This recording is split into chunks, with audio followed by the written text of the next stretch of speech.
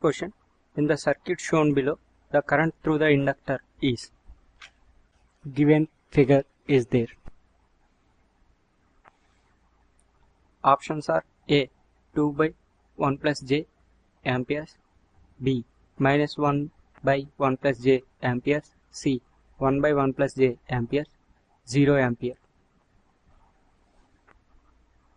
Solution. Given circuit is. Current entering at this node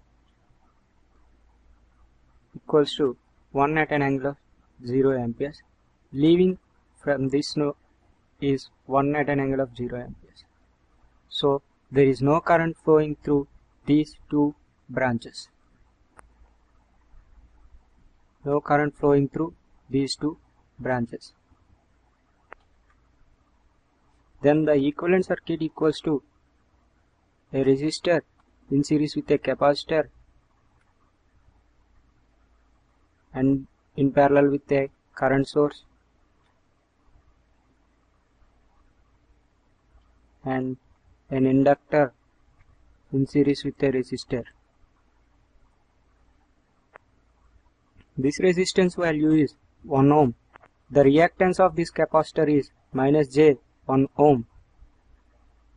Current source value is 1 at an angle of 0 amperes and reactance due to this inductor is j 1 ohm and this resistance value is 1 ohm. Current through inductor equals to 1 at an angle of 0 into 1 minus j by 1 minus j plus 1 plus j. Since from current division law, T is equals to 1 at an angle of 0 into 1 minus j by 2. This equals to 1 minus j by 2 into 1 plus j by 1 plus j. This is equals to 2 by 2 into 1 plus j equals to 1 by 1 plus j amperes. Therefore, current through the inductor is equals to 1 by 1 plus j amperes. So the answer is option C, 1 by 1 plus j amperes.